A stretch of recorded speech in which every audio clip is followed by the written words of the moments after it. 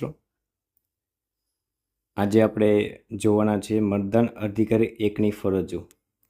મતદાન અધિકારી એક પાસે મતદાર યાદીની માર્ક કોપી હશે, તેમજ જે મતદાર આવે છે તેમની ઓળખ કરવાની જવાબદારી એમની પાસે હશે, અને સાથે સાથે સ્ત્રી અને પુરુષ આ બંનેના આંકડા મેન્ટેન કરવા આ એમની મુખ્ય જવાબદારી છે. મિત્રો, આપણે સમજીએ કે કયા કયા આધાર પુરાવા માન્ય રહેશે. તો અહીંયા આપેલા 1 થી 13 આ બધા જ કોઈ પણ આઈડી પ્રૂફ લઈને આવે તો એ આપણે એક્સેપ્ટ કરવાના છે, પણ જો મતદાર કાપલી લઈને આવશે એને આપણે ઓળખ પુરાવા તરીકે માન્ય ગણવાના નથી. જ્યાં પણ ઇશ્યુ ડેટ લખેલી છે, કોઈ પણ એવું ડોક્યુમેન્ટ છે, કોઈ પણ એવું આઈડી પ્રૂફ છે કે જેમાં ઇશ્યુ ડેટ લખેલી છે, તો એ issue date at least before 1 month of election, એટલે કે જ્યારે આપણું ઇલેક્શન છે એનાથી 1 month પહેલાંની ઇશ્યુ ડેટ હોવી જોઈએ.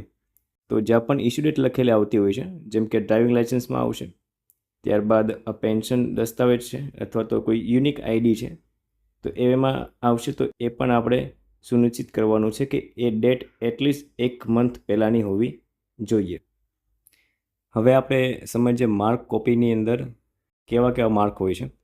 તો સૌથી પહેલાં તો જોઈએ કે ડિલીટ લખેલું હોય તો એને આપણે વોટ આપવા દેવાનું નથી. ત્યારબાદ પીબી એટલે કે પોસ્ટલ બેલેટ લખેલું હોય તો એમને પણ આપણે વોટની પરમિશન નથી આપવાની, કારણ કે તેમને ઓલરેડી પોસ્ટલ બેલેટથી વોટ આપેલ. મિત્રો, આપણે સમજીએ કે જ્યારે કોઈ પણ મતદાર આવે છે તો પોલિંગ અધિકારી એકને શું કરવાનું છે. તો સૌથી પહેલાં એ જે મતદાર કાપલી લઈને આવે છે એના આધારે આપણે આપણા જે માર્ક કોપી છે એની અંદર આપણે એનો સિરિયલ નંબર પ્રમાણે આપણે નામ ફાઇન કરવાનું છે. ત્યારબાદ એ નામ સાથે એની પાસે એક આઈડી માગવાનું છે અને આઈડી સાથે આપણે વેરીફાઈ કરવાનું છે.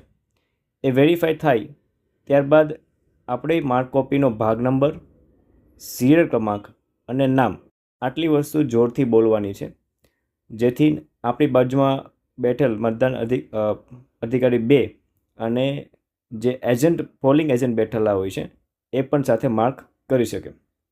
ત્યારબાદ જેમ અહીંયા દર્શાવેલ છે એ મુજબ આપણે એક ક્રોસ લાઇન કરવાની છે કોઈ પણ મતદાર માટે. ત્યારબાદ જો સ્ત્રી હોય તો એના સિરિયલ નંબર ઉપર આપણે આવું ત્યાં રાઉન્ડ કરશું, અને થર્ડ જેન્ડર હોય તો સિરિયલ નંબરની બાજુમાં આપણે સ્ટાર કરશું. અને સાથે આ જે અધિકારી છે એમને સ્ત્રી અને પુરુષ આ પણ આંકડો મેન્ટેન કરવાનો છે. તો આ રીતે તમે સ્ત્રી પુરુષના આંકડા મેન્ટેન કરશો. આવું એક પત્રક આપવામાં આવશે, જેમાં સ્ત્રી માટે અહીંયા તમે માર્ક કરશો અને પુરુષ માટે આ આંકડા મેન્ટેન કરશો. અહીંયા મિત્રો ટાઈમ વાઇઝ આપણે મેન્ટેન કરવાના છે, તો એ મુજબ આપણે ધ્યાનમાં લઈશું.